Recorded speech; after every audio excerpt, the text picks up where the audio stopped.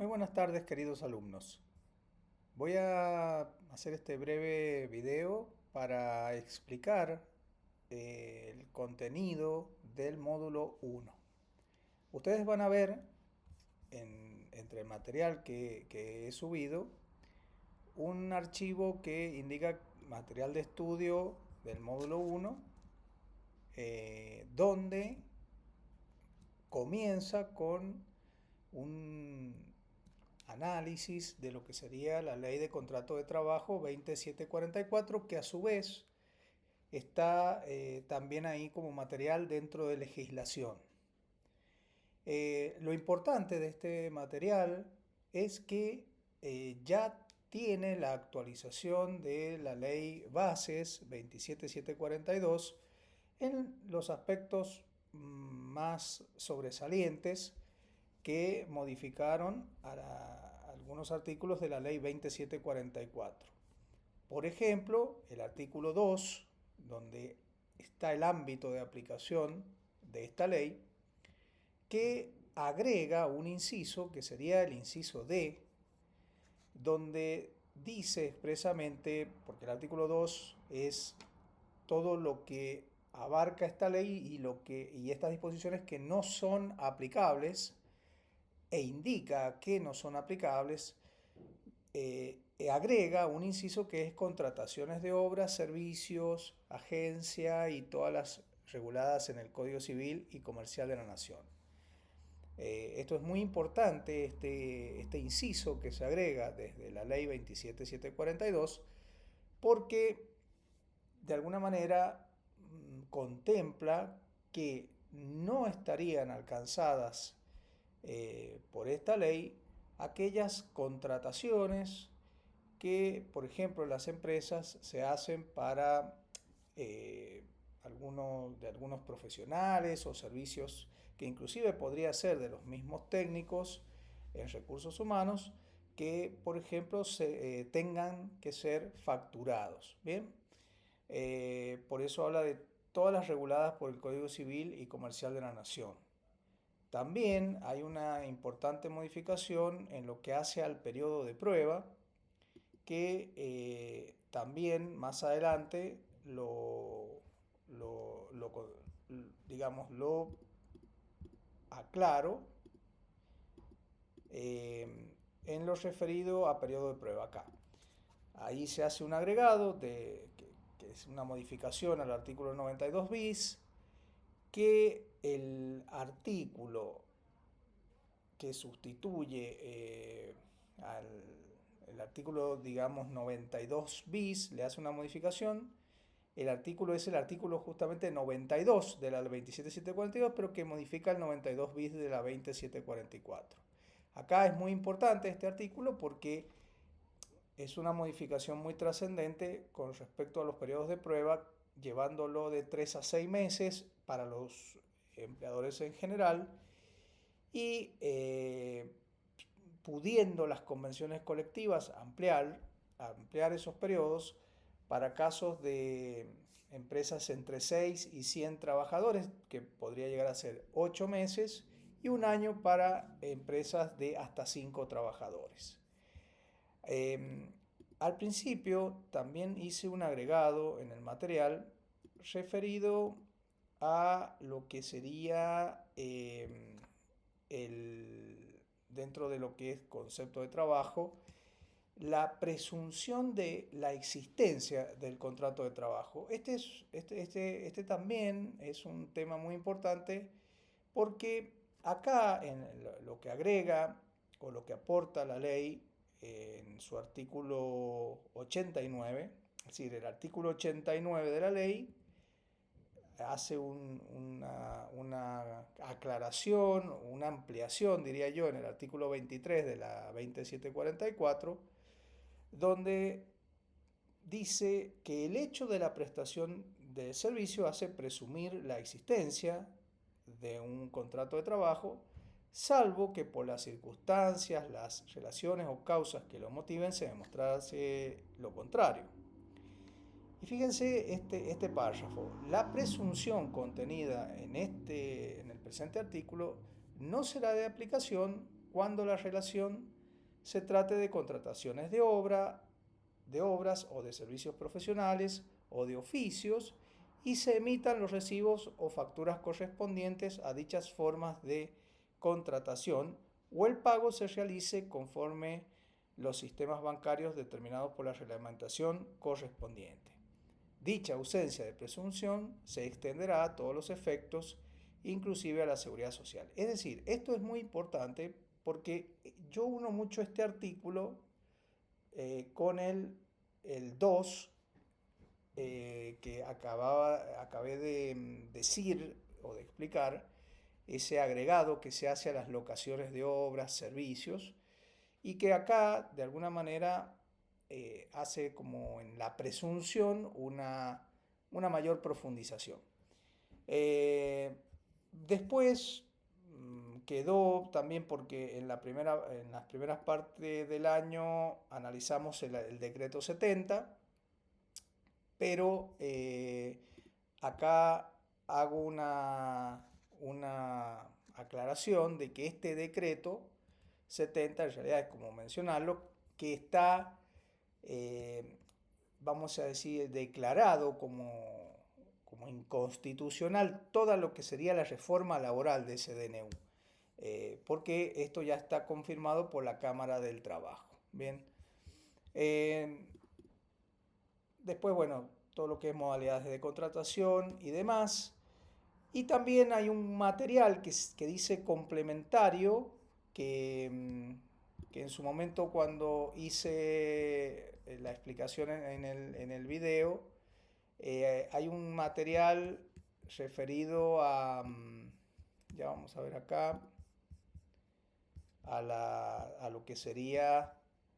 la... la llamamos complementario porque en realidad se explica o se explayan algunas cuestiones relativas, esto es muy importante, fuentes de información y todo lo que son organismos en materia laboral. Viene a decir una explicación de cada uno de los organismos que básicamente nos centramos en los 4 organismos con los que nos dedicamos a la materia laboral estamos en constante relación. Obviamente no puede faltar AFIP. Hoy, o sea, acá lo van a ver como Ministerio de Trabajo, pero actualmente se llama Secretaría de Trabajo, Empleo y Seguridad Social. Subsecretaría de Trabajo, por ejemplo, acá en nuestra provincia, para lo que sería el poder de policía, en lo que sería toda la jurisdicción y el cumplimiento de lo que marca la ley en todo lo que hace a libros de sueldo, artículo 52, que sería la rúbrica de esos libros, que actualmente ha pasado a ser el libro sueldo digital, el que cumple, por ejemplo, acá en nuestra provincia, mediante un acuerdo que hace Subsecretaría con AFIP, donde se le da validez al libro sueldo digital como libro rubricado. También se rubrican las hojas de asistencia del personal y de alguna manera también vemos algo de lo que sería el organismo ANSES. Es decir, esos 4 organismos, Ministerio de Trabajo, AFIP, Subsecretaría de Trabajo, a nivel jurisdiccional y ANSES, son los organismos en los cuales me interesa hacer un acento y que ustedes puedan de alguna manera saber cuál es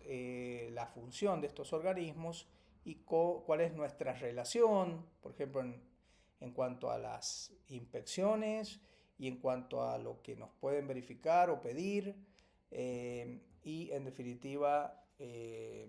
hacer que nuestros clientes estén cubiertos en cuanto a aspectos formales y en el caso de, por ejemplo, lo que sería en el momento de una inspección, estar preparados a qué documentación tengo que aportar ante esas situaciones. Este material hago un pequeño también resumen de lo que sería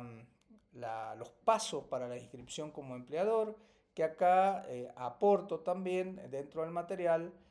los requisitos, por ejemplo, que se dan en nuestra jurisdicción, es decir, qué documentación voy a presentar para inscribirme como empleador. Este detalle, esta filmina, es muy importante que la tengan en cuenta porque hay un primer paso de dar el alta como empleador en AFIP a través del sistema registral. Después van a ver un pequeño video que yo dejo ahí donde de alguna manera entro a la plataforma de AFIP y les voy mostrando estos servicios que yo menciono acá. Por eso me parece que visualmente se entiende más esto. Por eso decidí agregar ahí un link con un video donde hago un pequeño aporte visual sería de ingresar y mostrar estos servicios de AFIP.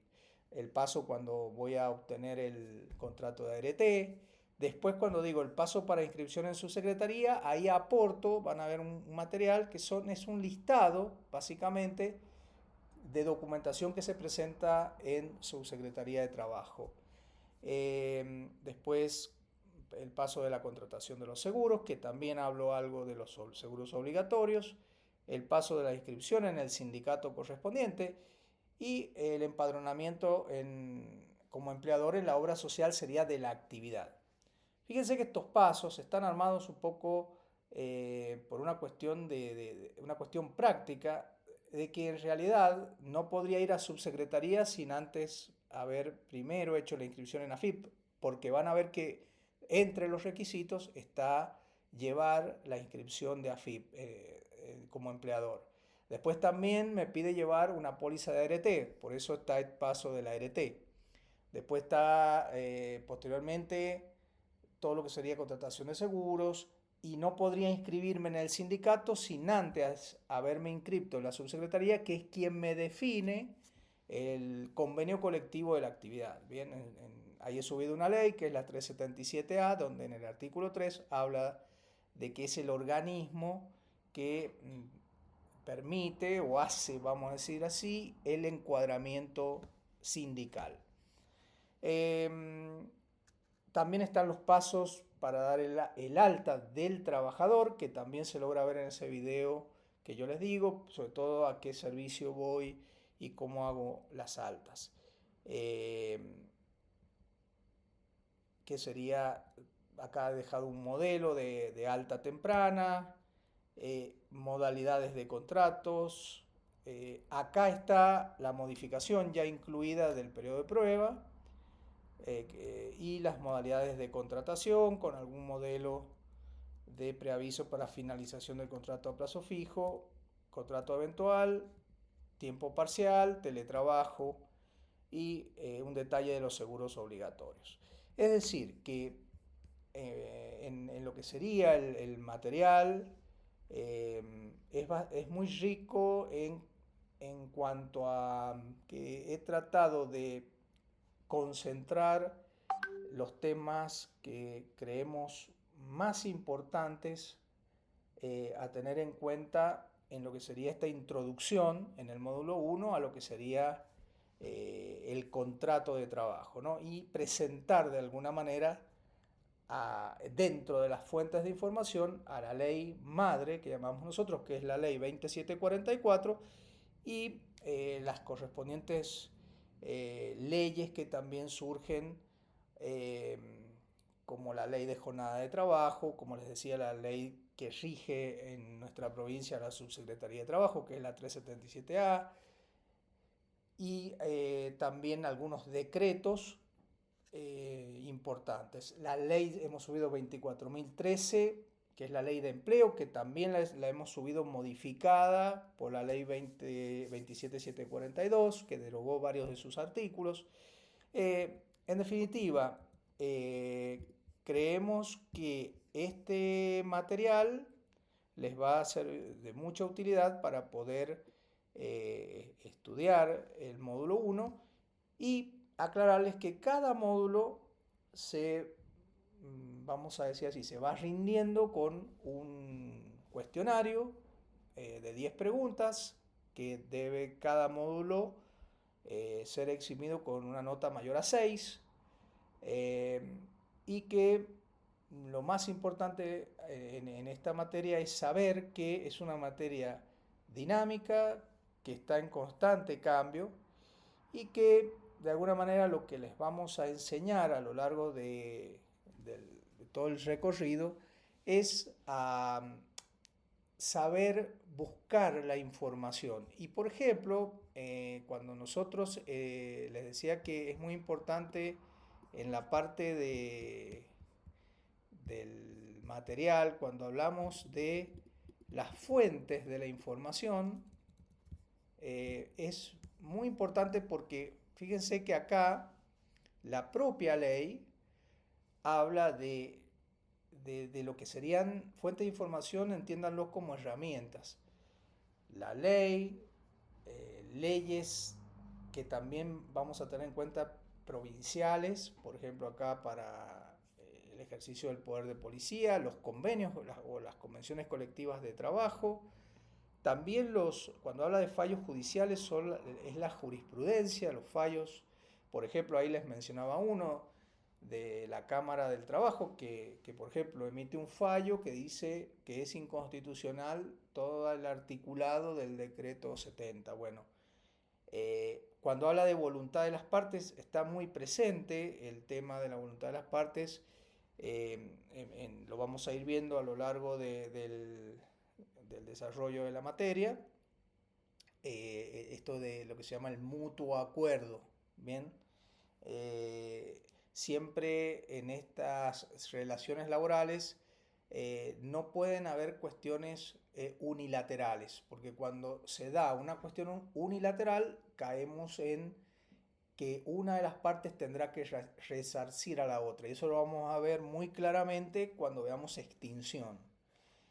Los usos y costumbres es muy importante